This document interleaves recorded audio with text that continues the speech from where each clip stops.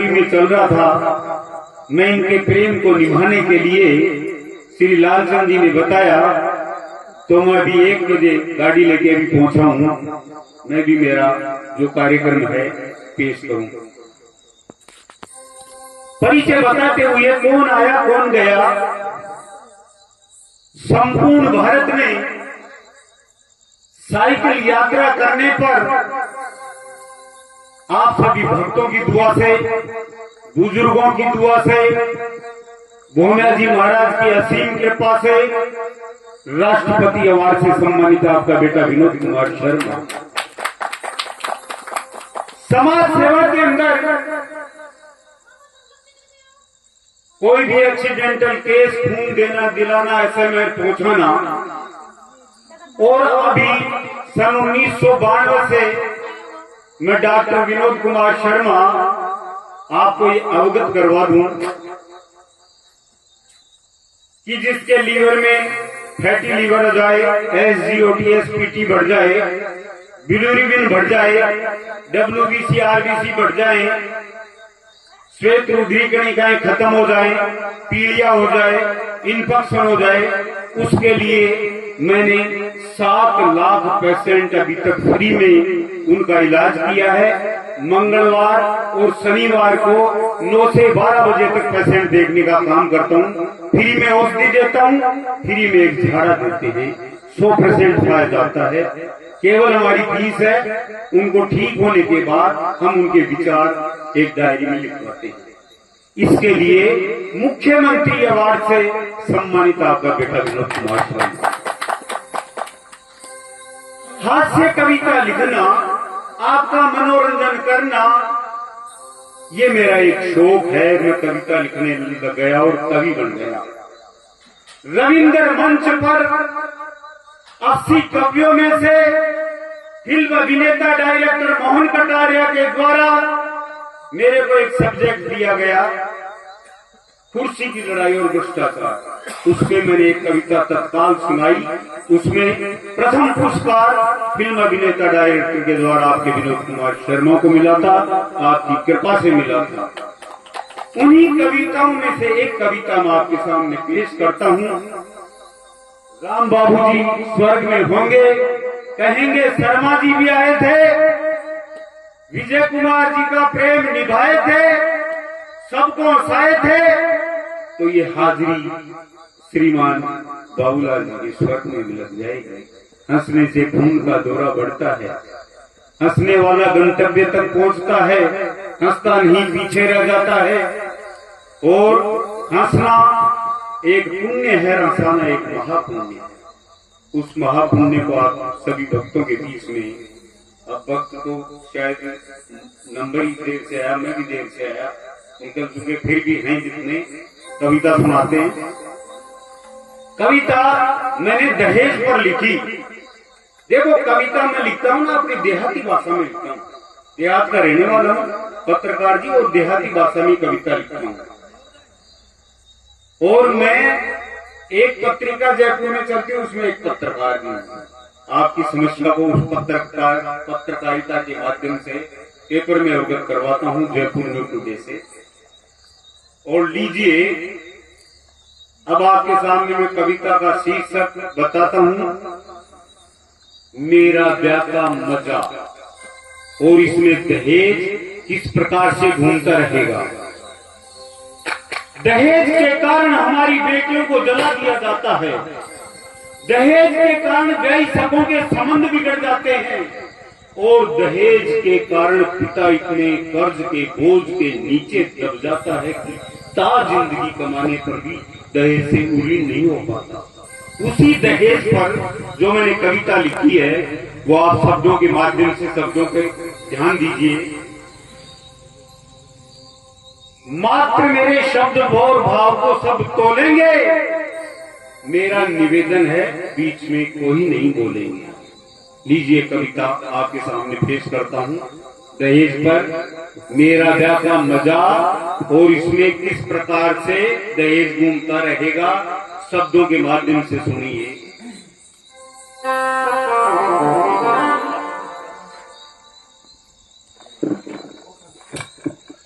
मैं बोलो रे बापू मोला पड़िया मैं लंगड़ा लूला काना कोड़ा सगड़ा ब्यागा अब तो मैंने भी ब्याह दे। बापू बोलो तूने कुंडी भैंस लिया दूं जी पात खार मोटो ताजा बजा पर थोड़ा सा रुपया तो लिया दे। मैं बोलो कि रुपया तो चाई जतरा ले जाओ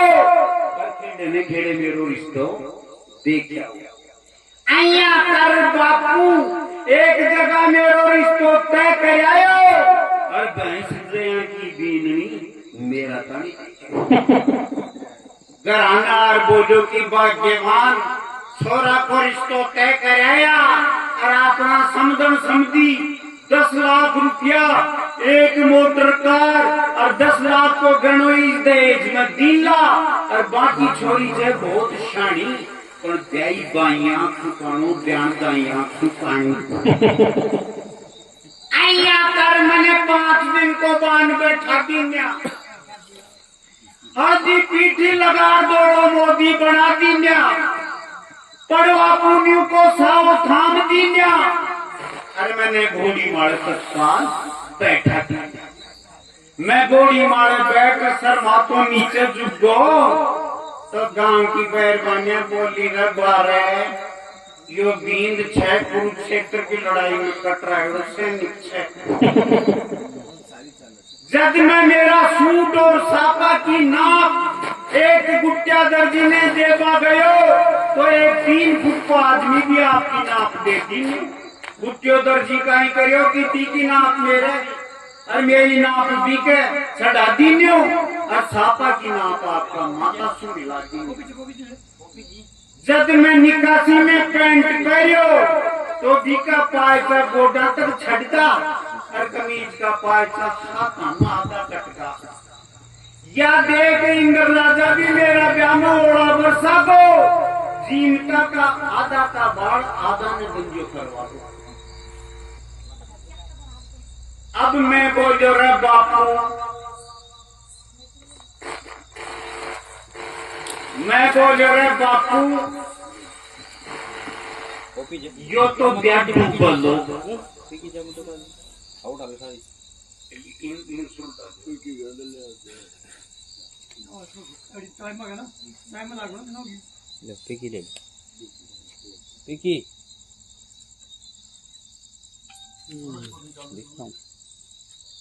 बावड़ा भाई चावड़ा मारे खाया खान और मैं देख देख रोयो मने बनाती में मैं बोले रे बापू यो ब्याजू बोलो खर्चे 10 लाख रुपया एक मोटर कार 10 लाख को गणो ही दहेज माओ तो तिरलो दहेज आया कर मैंने तोरण कानी तैयार कर लीनो गोड़ी आगे पाछे बैंड कर दीनो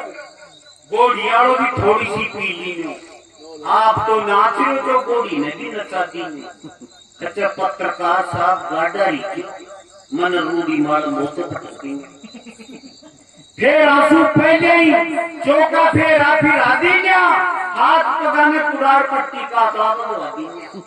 और मैं यही खबर मेरा पार में जब आदीन्यों की एक बीज भी पड़ गोड़ी नहीं पटकती। अब आगे निकले तो मेरा भाई लगे जिसको डांस नाच रहा मैं बोलो रखे कहीं नाच रहा तो कई 10 नाच रही अजय पत्रकार साहब ऊपर न देखो या चालनी भी थारे माल पड़वा की सिया बांचरी से जब मैं चालनी ने ऊपर देखे तो चालनी कदे ऊपर जावे कदे नीचे आवे बाजकी ने या झपट्टा खावे मैं बोलो कि हे चालनी माता यो शर्मा जी भी थारो जात्री से या देख सापो मेरो बेटो पहले तो ऊपर सको और चालनी की डुकम डुकी देख और नाका मार दो चालनी को जिसको डांस और भी बढ़ गो सापो तो एक ही चोट सूतल पड़ गो शर्मा जी मैं भी ना पात्र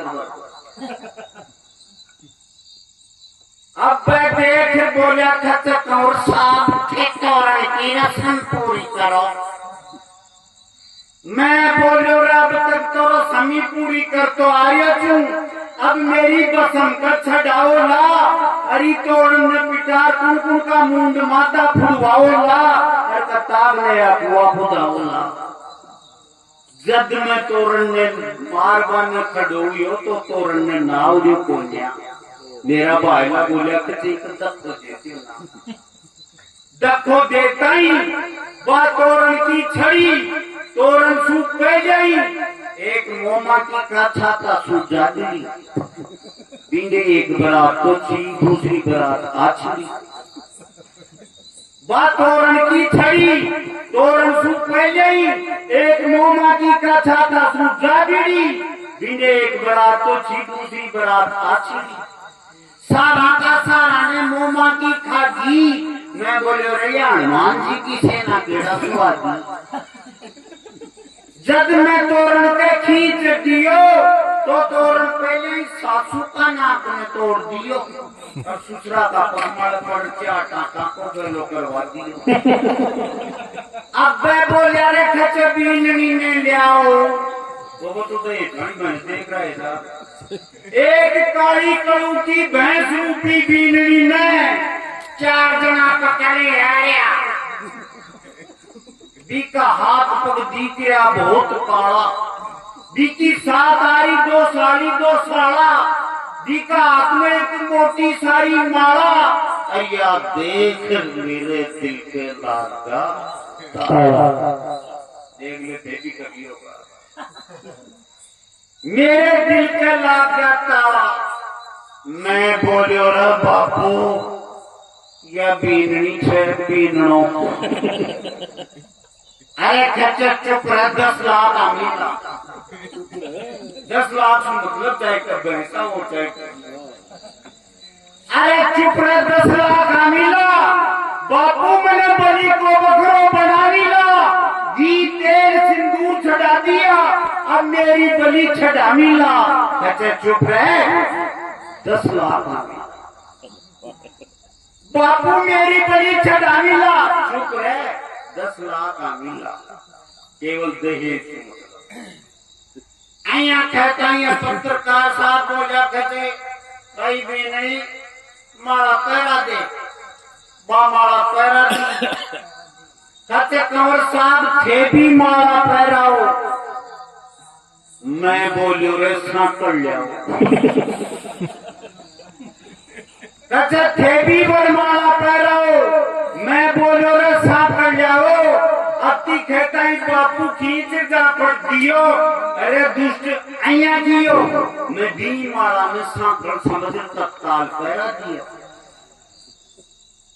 अब पंडित फिर हमें बैठ बोलो कि थे फिर का 7 चक्कर काटो पत्रकार साहब में 60 चक्कर आ गए पंडित से नहीं फिर हमें डांटो कीते फिर आगा 7 चक्कर काटो मने 60 चक्कर आगा रे पंडित से चले फिर हमें डांटो बाकी चक्कर थे ही काटो और कह दिया ई दहेज में सबको बांटो अब पंडित बोलो कीते दूसरों वचन करो कि कदे पढ़ाई और कण कौन देखोगा मैं बोलो रे करम फूका तू पढ़ाई की खेच रे तू पढ़ाई की खेच मैं कहीं भी कौन देखूंगा और सबने माता हरिना बहन सब अब पंडित बोलो कि ते वचन पर हो कि जीवन रूपी गाड़ी में हरदम खींच पारोगा मैं बोलो रे पंडित एक बड़ो साइकिल एक बुलडोजर मैं कहीं खर्चूंगा घर का सट दही आगा पूरा कि मेरे कांगा 10 लाख लेंगा घर खान को 10 लाख देख रहे हो हम तो आइया कर मैं बोलिया रखे बीननी ने भी घराने चलो मैं बोलो रे कार की जगह ट्रैक्टर मंगा दिया आइया अब तक ईदेज की कार तो आ रही तू सजा आइया आया मैंने मेरा ब्याह का मजा बोल भगवान की जय हो। बोल